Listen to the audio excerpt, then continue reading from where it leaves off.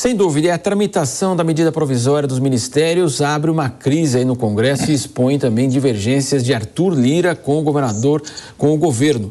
E quem está de volta conosco é Catiúcia Sotomayor. Catiúcia, então, tivemos hoje esse encontro que estava fora da agenda, Lira e Lula. Catiúcia.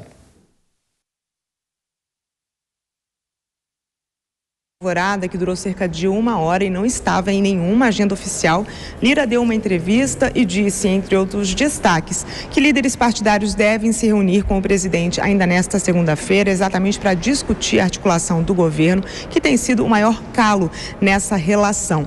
Afinal, trata-se de um Congresso conservador. Lira também disse que a realidade de hoje, citando a força dos eleitores e a influência das redes sociais, não é a mesma de um Congresso de 20 anos atrás, se referindo às gestões anteriores do PT. Lira também negou que tenha falado sobre reforma ministerial ou sobre o rito de tramitação das MPs com Lula, mas garantiu que a promessa do presidente é de maior presença dele nas negociações a partir de agora com o Congresso, exatamente para garantir a governabilidade. Lira ainda afirmou que a reforma tributária será o foco dos próximos dias e que vai colocar na pauta antes do recesso parlamentar, que combinou isso com Lula. Vale lembrar que o governo teve que se esforçar para conseguir aprovar a MP de reestruturação da Esplanada dentro do prazo limite e tem enfrentado várias derrotas, o que reforça exatamente as divergências entre executivo e legislativo e a força de Lira nesse processo todo, como você citou. Segundo os senadores, a votação da MP da Esplanada, por exemplo, foi uma demonstração de que a casa fica com menos tempo para analisar as propostas e acaba tendo de votar sem ter como sugerir alterações. E isso acaba, para evitar que as MPs caduquem, isso acaba tirando, então, poder do Senado Federal. E nestes 5 meses, além de perder no marco do saneamento, houve também a flexibilização do Código Florestal. O governo acabou tendo que ver uma lei da Mata Atlântica com brechas para facilitar o desmatamento de áreas protegidas, já que a MP aprovada altera regras de regularização ambiental e facilita o licenciamento ambiental. O governo também perdeu na votação do marco temporal. A proposta aprovada na Câmara limita a demarcação de terras indígenas às terras ocupadas até a data da promulgação da Constituição, e outra derrota, pelo menos parcial, foi exatamente essa na MP da reestruturação da Esplanada, que apesar de manter 37 em vez de 23 ministérios, esvaziou pastas do meio ambiente e dos povos originários que perderam funções. E para isso Lula ainda teve de reservar um valor recorde de emendas, 1 bilhão e 700 milhões de reais dos ministérios nas emendas do orçamento para obras indicadas pelos parlamentares.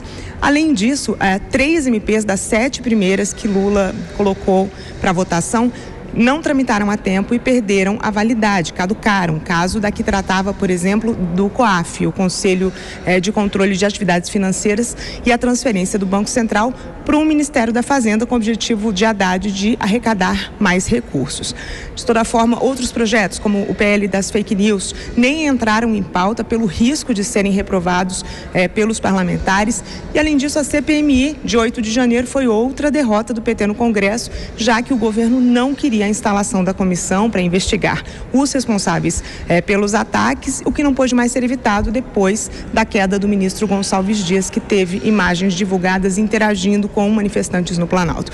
Enfim, o grande problema estaria exatamente nessa falta de articulação política e a ausência de Lula nas negociações. Os parlamentares reclamam da falta de nomeação no segundo escalão e também da demora para a liberação de emendas. E um Congresso de centro-direita e conservador não tem ajudado o presidente na aprovação de matérias. Sem essas articulações que garantem votos, a tendência é seguir perdendo. Catiúcia Sotomayor, diretamente de Brasília. Daqui a pouco ela retorna. Valeu, Catiúcia.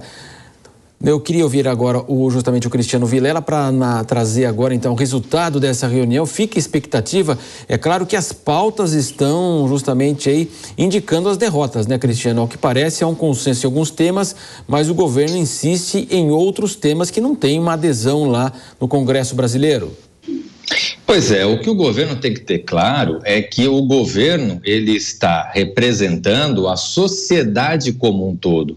E dentro de um regime democrático e a existência dos três poderes, a existência de um parlamento plural, justamente serve para que o governo compreenda a necessidade de não ficar olhando exclusivamente para o próprio umbigo, a necessidade de dialogar com setores mais amplos da sociedade. Então não adianta o governo chegar e toda vez vir com propostas, vir com ideias que alimentem apenas aquele seu núcleo interno, que ele não conseguirá ter sucesso no parlamento. Se o governo quiser aprovar os seus projetos, as suas ideias, ele tem que pensar de uma forma mais ampla, ele tem que dialogar com setores do centro, setores importantes como o setor agro, por exemplo, setores da sociedade que almejam determinados avanços, mas que não podem dizer amém para tudo que o governo coloca. Então, falta essa sensibilidade e eu espero que, a partir de agora, o presidente Lula